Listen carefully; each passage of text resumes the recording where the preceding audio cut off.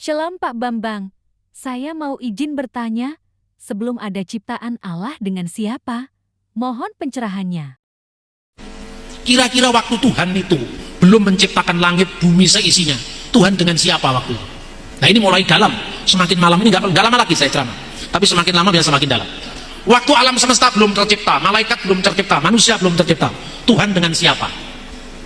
Sendiri Pak, apa tidak kesepian? Coba pikir, ini mikir sambil guyon nggak apa-apa. Coba Tuhan sendiri, apa tidak kesepian Tuhan? Waktu Tuhan masih sendiri, belum ada langit, bumi, alam semesta, manusia, malaikat. Kira-kira butuh 1, 2, 3 apa tidak? Tuhan masih sendiri loh. Alam belum ada, manusia belum ada, malaikat belum ada. Kira-kira butuh apa enggak? Aku yang Maha Esa, ngomong sama siapa yang lain belum ada. Ngerti nggak maksud saya? Penting apa enggak kata sah? Nggak penting, karena waktu itu belum ada manusia. Ya toh? Belum ada malaikat yang dituntut untuk menyembah puja, belum ada manusia yang dituntut untuk berkomitmen kepadanya, maka Maha Esa nggak penting. Ya toh? Karena belum ada yang lain. Adanya satu Esa itu karena ada dua. Begitu Tuhan menciptakan malaikat, baru ada aku Tuhan dan ada kamu malaikat. Malaikatnya lebih dari satu, ada aku dan ada kalian. Ya toh? Selain malaikat ada manusia, ada aku, ada kalian, ada mereka. Jadi aku, kalian, kamu, mereka itu setelah ada kejamaan. Sebelum itu belum perlu kata ada. Kata esa itu tidak perlu. 1, 2, 3 apa gendut naik kuda tidak perlu itu, karena belum ada yang lain. Pertanyaan kedua, kira-kira kata aku perlu apa tidak? Perlu untuk apa? Cuma ada Tuhan. Adanya aku kan setelah ada yang lain. Maka ada satu Tuhan aku, ada yang lain Adam kamu. Ini dibutuhkan dalam konteks komunikasi. Sebelum ada yang lain tidak butuh 1, 2, 3, tidak butuh aku, kamu, dan mereka. Inilah misteri Tuhan sebelum segala sesuatu ada. Nah, apa pertanyaannya? Lebih dahulu mana? Maha hadir atau Maha Esa? Omnipresent, Maha hadir.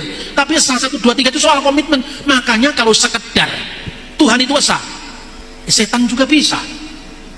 Jadi jangan terlalu bangga dengan Tuhan Esa, Tuhan Esa. Yakobus pasal 2:19. Kamu percaya Allah itu satu, itu baik, bukan jelek loh, itu baik. Tapi setan-setan pun percaya dan gemetar karena itu. Maka kalau sekedar mengatakan Allah Esa, setan juga bisa. Tapi Allah Esa kemudian berkomitmen untuk menjaga keesaannya, untuk hanya berbakti kepadanya, itu lebih penting. Itulah yang namanya monoteisme etis. Yang setan tapi monoteisme bilangan 1, 2, 3. Yang kedua monoteisme etis, monoteisme dengan tanggung jawab. Itulah monoteisme Abraham. Dipanggil ke suatu tempat dia belum tahu tapi dia berangkat. Itulah monoteisme Abraham. Monoteisme tertinggi adalah monoteisme trinitaris. Karena ini monoteisme relasional, monoteisme hubungan, dan hubungan itu tidak main-main. Hubungan sebelum segala yang lain ada. Maka kira-kira pertanyaannya gini, waktu Tuhan masih sendiri, ketika Anda sendiri, gak usah lama-lama. Hai istri-istri yang ditinggal suami seminggu, nanti begitu Anda jemput di airport langsung cipika-cipiki. Waduh, seminggu udah ketemu, kamu sama dia ganteng Pak. Ya kan? Baru seminggu udah ketemu. Anak-anak kita kuliah di luar kota atau di luar negeri, setahun udah ketemu, ada kerinduan yang tersimpan. Ya kan? Pertanyaannya, kenapa manusia kesepian?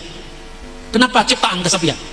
Karena satu eksistensi, satu wujud hanya memiliki satu pusat kesadaran, sehingga dia tidak bisa berbagi pada pusat kesadaran yang lain. Makanya ada kesepian. Kesepian itu kan menyiksa, saudara-saudara. Kesepian itu mendera jiwa kita.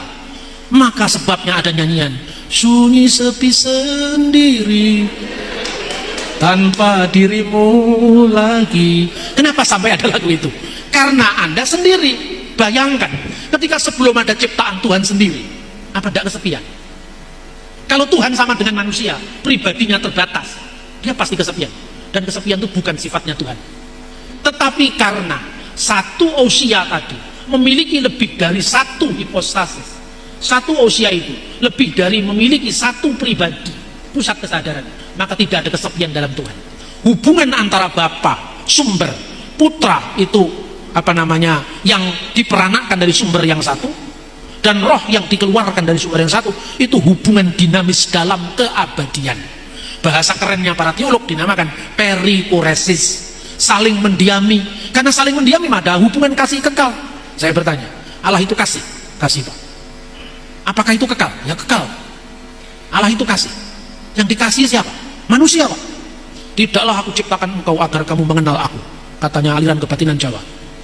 Tuhan menciptakan manusia supaya dikenal. katanya aliran kepercayaan. Supaya dikenal, iya. Berarti Tuhan butuh aktualisasi diri. Karena dia butuh yang lain. Selama Tuhan belum memiliki yang lain, Tuhan dilanda oleh kesepian seperti Yuni Sarah. Ya kan? Lalu kasih itu kan butuh sasaran kasih supaya tidak bertepuk sebelah tangan. Bapa itu sumber kasih, Putra itu yang dikasih, dan ada kasih yang disalurkan adalah Roh Kudus. Ini ilmu yang dalam, saudara-saudara. Tidak bisa hanya dikatakan 1, 2, 3 apa gendut naik kuda. Kalau Tuhan di sana, dia tidak di sini. Oh, itu tidak cocok, itu kan saya. Saya sekarang di Makassar, maka saya tidak ada di Jakarta. Tapi kalau Tuhan sekarang ada di sini, apa Tuhan tidak ada di sana? Tuhan, kami sudah berkumpul ini lebih daripada 100 orang. Padahal syarat minimum kehadiranmu 2-3 orang berkumpul, Tuhan akan hadir. Ini sudah memenuhi syarat minimum. Tuhan, kenapa engkau belum hadir? Saya masih ada sibuk di New York. Di sini ada KKR. Berapa lama lagi Tuhan kau tiba di kota Makassar? Masa Tuhan seperti itu? Dia di sini, dia juga di sana. Dia ada di mana-mana. Lain kalau manusia, aku di sini, engkau di sana. Tidak sama. Oke, salam. Oke Pak Bambang, penjelasan Anda sangat mencerahkan dan menguatkan iman kami. Terima kasih, Tuhan Yesus memberkati.